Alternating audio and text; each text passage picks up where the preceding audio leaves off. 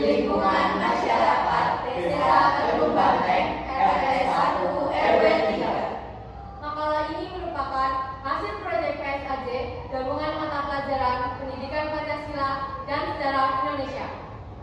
Sebelumnya, perkenalkan, saya Imtiaz Ihsan Syarif. Saya Nisa Wardani. Saya Alem Fitriani. Saya Rini Rahmawati. Saya Dea Ayu Intina. Saya Valentina Rizkia Sari Putri Naomi. Saya Zakia Maulida. Mari kita lihat isi dari makalah yang telah kami buat. Baik, sebelumnya saya akan memaparkan makalah yang telah kami buat.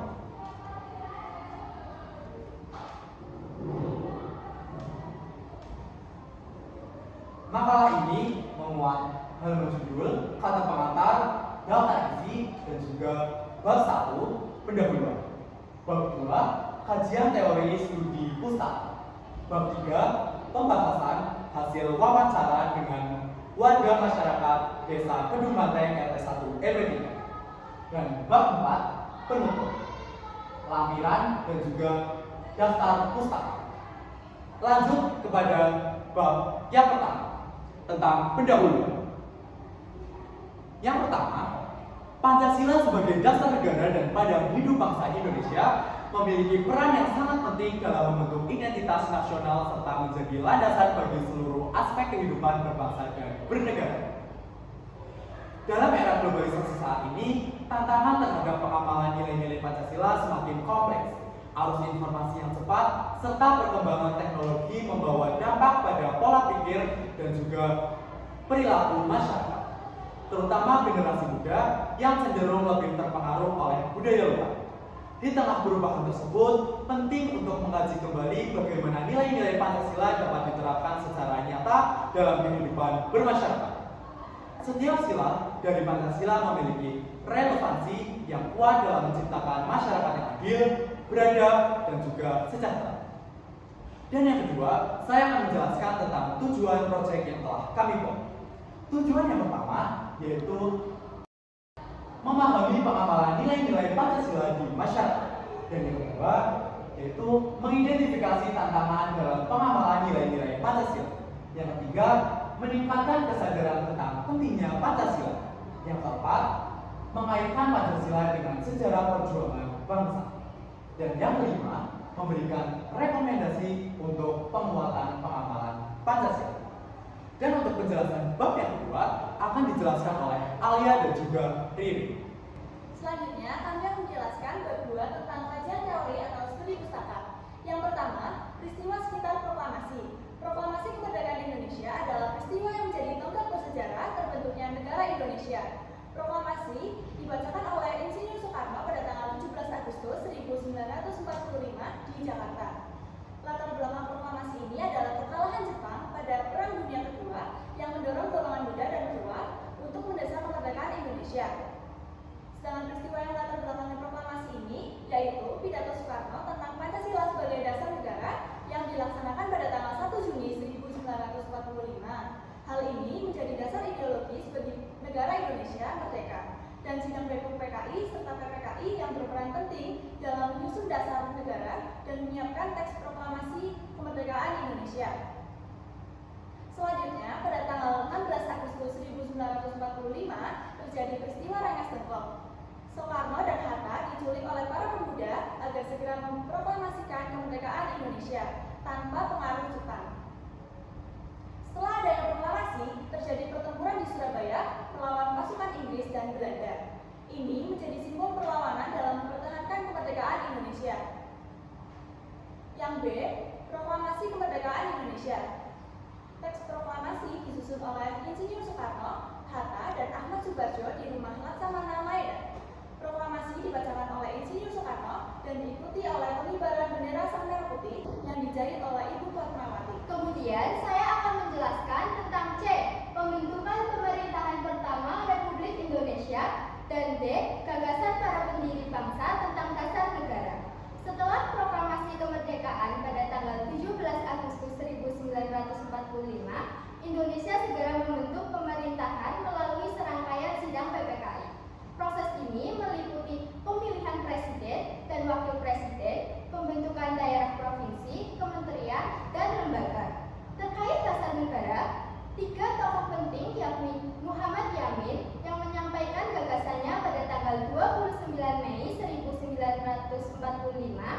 Mr. Supomo pada tanggal 31 Mei 1945, dan Insinyur Soekarno pada tanggal 1 Juni 1945. Mereka semua mengusulkan pokok pikiran dasar negara. Selain itu, Muhammad Hatta juga mengusulkan perubahan dalam Piagam Jakarta, menghapus frasa syariah Islam pada sila pertama demi menjaga persatuan bangsa. Pembentukan pemerintahan dan gagasan para pendiri bangsa ini penting dalam mewujudkan Pancasila sebagai dasar negara yang harus diaktualisasikan dalam kehidupan sehari-hari untuk menjaga keutuhan bangsa. Selanjutnya, pada poin B, dinamika kelahiran Pancasila. Yang pertama, dinamika dalam sidang PPUPKI pada tanggal 28 Mei sampai 1 Juni 1945. Yang kedua, lahirnya istilah Pancasila pada tanggal 1 Juni 1945. Yang ketiga, pembentukan Panitia 9. Dan yang keempat, Pancasila sebagai dasar negara sah. Yang terakhir, penetapan hari lahir Pancasila pada tanggal 1 Juni 1945. Selanjutnya, pada bab ketiga akan dijelaskan oleh Dea dan Florentina. Dan selanjutnya, kami akan menjelaskan bab 3, yaitu pembahasan. Yang pertama, saya akan menjelaskan mengenai pengertian nilai-nilai Pancasila. Nilai-nilai Pancasila adalah prinsip-prinsip moral, etika, dan norma yang terkandung dalam setiap sila Pancasila dan menjadi landasan kehidupan bermasyarakat, berbangsa, dan bernegara di Indonesia. Jumlah nilai-nilai Pancasila itu sendiri ada 5, yang terdiri dari nilai ketuhanan, nilai kemanusiaan, nilai persatuan, nilai kerakyatan, dan yang terakhir ada nilai keadilan. Dan yang kedua ada implementasi sila-sila dalam kehidupan sehari-hari. Dalam kehidupan sehari-hari, penerapan nilai-nilai Pancasila menjadi pedoman yang fundamental bagi setiap individu dalam berperilaku dan berinteraksi dengan sesama. Bagian ini akan menguraikan pertanyaan bagaimana penerapan masing-masing sila. Dan di sini Florentina akan membaca pertanyaannya dan saya akan menjawabnya. Baik, untuk pertanyaan pertama, bagaimana masyarakat RT 1 RW 3 Desa Kedung Banteng menjalankan kehidupan beragama dan toleransi antar umat beragama? Baik, jawabannya adalah masyarakat RT 1 RW 3 Desa Kedung Banteng umumnya sangat taat beragama.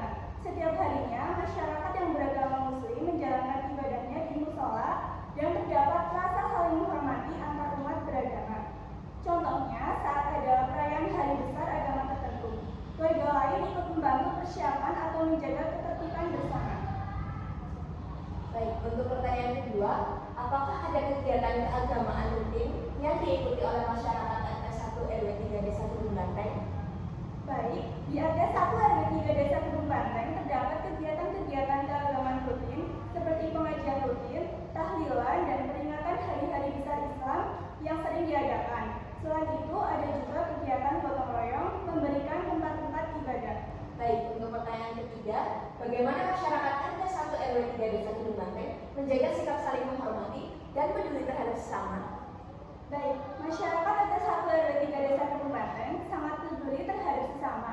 Misalnya, ketika ada warga yang sakit atau mengalami musibah, mereka secara sukarela memberikan bantuan, baik dalam bentuk materi maupun tenaga. Sikap gotong royong masih sangat kental terasa di desa ini. Untuk pertanyaan keempat, apakah ada program atau kegiatan yang dilakukan untuk membantu masyarakat RT 1 RW 3 Desa Kedung Banteng yang kurang mampu? Pemerintah desa memiliki program bantuan sembako dan satuan bagi warga yang kurang mampu dan juga anak yatim. Selain itu, pada bulan Ramadan, warga sering mengadakan bakti sosial membagikan makanan kepada mereka yang membutuhkan. Baik, untuk pertanyaan kelima, bagaimana masyarakat RT 1 RW 3 Desa Kedung Banteng menjaga kerukunan dan persatuan dalam perbedaan? Masyarakat RT 1 RW 3 Desa Kedung Banteng menjaga persatuan dengan saling menghargai perbedaan, baik perbedaan agama, suku, maupun latar belakang sosial. Mereka sering mengadakan acara seperti lomba-lomba dan kumpul-kumpul bersama untuk mempererat hubungan antar warga. Untuk pertanyaan keenam, apakah ada kegiatan yang melibatkan seluruh warga RT 1 RW 3 Desa Kedung Banteng untuk meningkatkan rasa persatuan? Baik, di RT 1 RW 3 Desa Kedung Banteng terdapat gotong royong membersihkan lingkungan. Biasanya dilakukan setiap bulan. Semua warga dari tua hingga muda terlibat. Ini menjadi ajang untuk mempererat kebersamaan dan meningkatkan rasa persatuan. Untuk pertanyaan ke-7, apakah masyarakat RT 1 RW 3 Desa Kedung Banteng sering dilibatkan dalam musyawarah untuk memutuskan hal-hal penting di lingkungan? Jawabannya adalah ya. Masyarakat RT 1 RW 3 Desa Kedung Banteng selalu rutin melakukan musyawarah untuk membahas pembangunan desa, pembagian bantuan, dan permasalahan warga. Semua warga diundang untuk ikut serta dalam musyawarah ini. Untuk pertanyaan ke-8, apakah keputusan yang diambil secara musyawarah dihormati dan dijalankan oleh seluruh masyarakat RT 1 RW 3 Desa Kedung Banteng? Baik, keputusan yang diambil melalui musyawarah masyarakat RT 1 RW 3 Desa Kedung Banteng umumnya dihormati oleh semua warga. Setelah keputusan dibuat, masyarakat cenderung patuh untuk menjalankan keputusan tersebut karena merasa bahwa musyawarah adalah bentuk partisipasi bersama. Baik, untuk pertanyaan ke-9, bagaimana RT ini menerapkan prinsip keadilan sosial dalam pembagian sumber daya seperti bantuan atau pembangunan? Baik, dalam pembagian bantuan atau pembangunan, RT 1 RW 3 Desa Kedung Banteng berusaha menerapkan atas keadilan. Bantuan diberikan kepada warga yang benar-benar membutuhkan setelah dilakukan pendataan oleh pihak desa. Baik, untuk pertanyaan ke-10, apakah ada perbedaan dalam pelayanan atau fasilitas yang diterima oleh masyarakat RT 1 RW 3 Desa Kedung Banteng berdasarkan status ekonomi atau sosial? Pemerintah desa berusaha agar tidak ada perbedaan pelayanan atau fasilitas berdasarkan status ekonomi atau sosial. Semua warga mendapatkan hak yang sama dalam hal akses terhadap fasilitas desa. Yang C, tantangan dalam pemahaman nilai Pancasila. Salah satu tantangan utama dalam hendaknya pemahaman dan intoleransi nilai-nilai Pancasila di kalangan masyarakat. Yang D, solusi untuk menguatkan pemahaman nilai-nilai Pancasila. Yang pertama, ada pendidikan karakter berbasis Pancasila di sekolah. Yang kedua, keteladanan pemimpin dan guru. Yang ketiga, kegiatan sosial yang mengutamakan gotong royong. Dan yang terakhir, penegakan hukum dan keadilan sosial. Selanjutnya, saya akan menjelaskan bab keempat, yaitu bab penutup, yang berisi tentang kesimpulan dan juga syarat. Pengamalan nilai-nilai Pancasila di masyarakat sangatlah krusial untuk menjaga keutuhan dan keharmonisan bangsa Indonesia. Nilai-nilai Pancasila yang meliputi ketuhanan, kemanusiaan, persatuan, kerakyatan, dan keadilan hanya diaktualisasikan dalam kehidupan sehari-hari oleh setiap individu. Namun, kita juga menghadapi berbagai tantangan, seperti rendahnya pemahaman masyarakat tentang Pancasila dan pengaruh budaya asing yang dapat mengikis nilai-nilai tersebut. Untuk mengatasi tantangan ini, kami menyarankan agar pendidikan tentang Pancasila ditingkatkan, terutama di kalangan generasi muda, agar mereka lebih memahami dan menyadari pentingnya nilai-nilai tersebut. Selain itu, kegiatan sosial yang melibatkan masyarakat seperti gotong royong dan diskusi perlu diadakan untuk menerapkan nilai-nilai Pancasila secara nyata. Peran pemerintah dan komunitas lokal juga sangat penting dalam mendukung program-program yang menguatkan pengamalan Pancasila, seperti kampanye kesadaran dan pelatihan. Terakhir, pemanfaatan teknologi dapat menjadi alat yang efektif untuk menyebarluaskan informasi dan nilai-nilai Pancasila, misalnya melalui media sosial atau aplikasi edukasi. Dengan langkah-langkah ini, kita dapat bersama-sama mengamalkan nilai-nilai Pancasila dalam kehidupan sehari-hari demi menciptakan masyarakat yang adil, beradab, dan sejahtera. Pada fase pertama, kami mengunjungi kediaman Bapak Ketua RT 1 RW 3 Desa Kedung Banteng. Kami bertanya, apa saja pengamalan nilai-nilai Pancasila yang sudah ada di lingkungan masyarakat sekitar? Tidak hanya itu, kita juga bertanya tentang tantangan dan solusi selama adanya pengamalan nilai-nilai Pancasila.